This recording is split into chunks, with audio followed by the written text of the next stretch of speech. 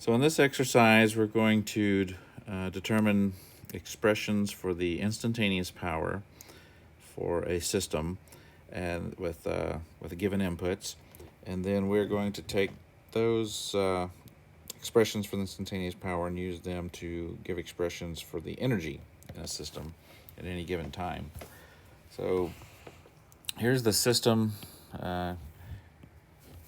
given here that we're looking at, and then we are given expressions for the current and then for the voltage that are involved with this network. So we're going to utilize that and come up with expressions for this. So to do this, because this is unconventional representation here and it's graphical, we're going to break this graph up into time segments, which will make our calculations a little easier. So the first segment we want to look at is from 0 to 0.5, and so let's go ahead and tabulate this. So our first time representation is going to be from 0 to 0.5. So as t goes from 0 to 0.5. So then our next time representation will be from 0.5 to 1, which I'm showing in blue there. So again, mathematically, that would be from 0.5 t to 1. And then the next one that we're interested in would be from 1 to 2, which I'm showing in green there. So if we come back and write that, that's just 1 less than or equal to t less than or equal to 2. So it should be obvious, though, we're not really interested in anything on this side less than 0 because we don't have any voltage or current shown at that time. And then also after 2, we see that they're both equal to 0. So nothing really interesting is going to happen in that area either. So we'll just say 2 less than or equal to t. So those are our intervals of interest that we're going to look at. So the first thing that we want to do is come up with a representation for the current, electrical current. So we first want to look at our current in the red interval, which is from 0 to 0.5, and so that's this section right here. And so that's just a straight line. So we should be able to use algebraic analysis. You can use point slope or 2 points method or whatever you might have utilized and when you took algebra. And when we do that, we can come up with an expression for this. And for this line, it simply just turns out to be 2t. So 2t is our representation for the red part of the line. So the next part of the line we want to look at is the blue part. So on our current, that's this section here. So again, we can apply algebraic analysis using whatever form you want to, but you should be able to come up with an expression for that, which would be minus 2t plus 2. And so that describes the amps curve from in that interval. And then after that, in the green section, which we see right here, our current's 0. There's no representation for that. So we can simply just put a 0 there. And then again, as we've said, anything above 2 is 0 as well. So there's representations for our current at this point using this graph.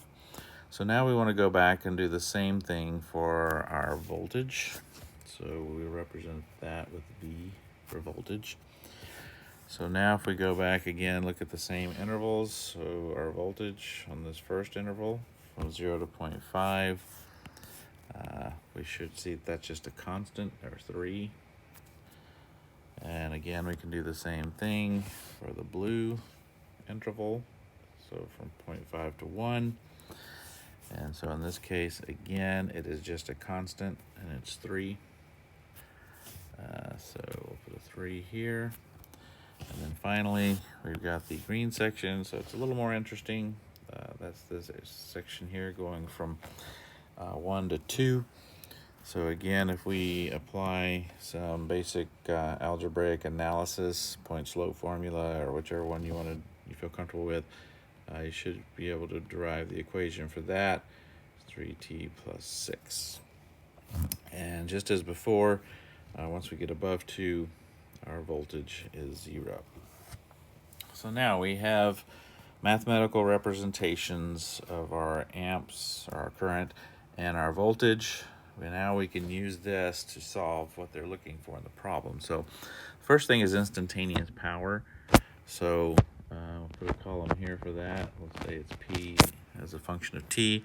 And we should know or be able to recall that that's just equal to our voltage times our current. So in this case, we should just be able to multiply straight across. So for the first interval, it's just 2t times 3, which will give us 6t.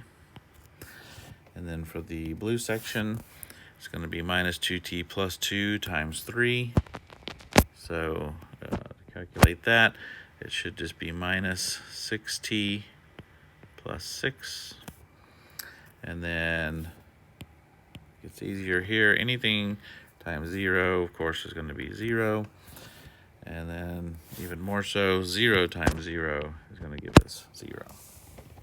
So this actually is the answer to the first part, or the first thing that they asked us for, and that is representation for the instantaneous power. So each of those, over those intervals, those time intervals, that's the representation of the instantaneous power for this system. So now we can take this instantaneous power and we can recall that we can calculate our energy using the equation T is equal to the integral from minus infinity to T, instantaneous power as a function of T, integrated with respect to T.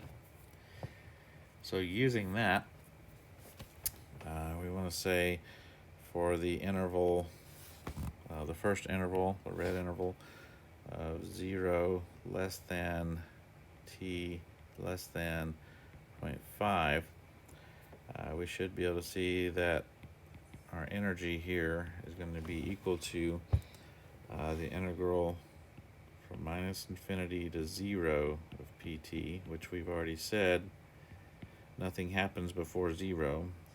So this should go to 0. And then the next section then would be the integral from 0 to t up to 0.5 of 6t dt. And so if we integrate that out, just using our common calculus, just a calculus problem, we get 3t squared joules. So that's for the red interval. Next, we want to come down and say for our blue interval, which is from 0.5 less than or equal to t less than or equal to 1. Here we'll see that our energy calculation, again, from minus infinity to 0, pt dt. Again, that's just going to be 0 because nothing happens before 0. Right? So then it'll be plus. So the next interval is our red interval, right? So that's 0 to 0.5 of p at t dt. So if we plug in the value of 0.5, that's into this equation here, we can see that that gives us 0.75. So that's that part. And so finally we get to the blue section, and that's going to be the integral from 0.5 to t, and that's going to be minus 6 plus 6t, excuse me. Let me get a little neater. It's going to be minus 6t plus 6. Again, it's coming from over here. Dt. And so when we integrate that out and plug the values in, we should come up with an expression for this, which is minus 3t squared plus 6t minus 1.5 joules. So this is the expression in the blue area, and again in the green area. So for t, let me write that. So for 1 less than or greater than t, we know that the omega t is going to be equal to 0 because of because this is 0. We have nothing happening there, so nothing changes there. So no more increase. So what we can do then is we can graph these. So if we want to graph first, we'll say we'll graph, just to make real quick, makeshift graph here. Okay, so on this axis we'll put P of t, and on this axis we'll put time. And so we're going to have points of interest of 0.5 here, and then 1, and then let's say 2. So if we look at this, our P of t, so from 0 to 0.5, it should go up at 0.5. If you put 0.5 into that expression, it'll be 3. So we'll put a value here of 3. And so we should go to that point, straight line, if I can draw a straight line there. And then the second part of the equation from 0.5 to 1 is this equation. And so if you plug in the values from 0.5 to 1, you'll see that it's a straight line straight down. And then from that point on, it's just 0.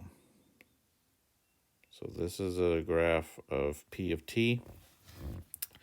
We can do the same thing for our energy. So this time, this one will be WT. And again, we'll have 0.5, we'll have 1, and we'll have 2. So if we plug the values in now, we'll see that from 0 to 0.5, we're governed by this equation here. And so that's just a parabola, right, from 0 to 0.5 with the peak value at 0.5 being 0.75. So then that's that point here. So we'll have some type of parabola type thing going up there.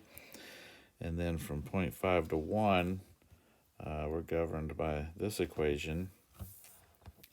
And we know that the maximum that it'll be at 1 is going to be, if we plug the numbers in, will be 1.5. So we'll put that value right here at 1 point, if I can write, at 1.5.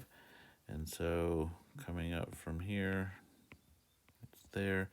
So we'll have a reverse parabola to that point. And then at this point, when we go from 1 greater, there's no increase in our energy. So it'll just go straight across. So our energy has this curve like that.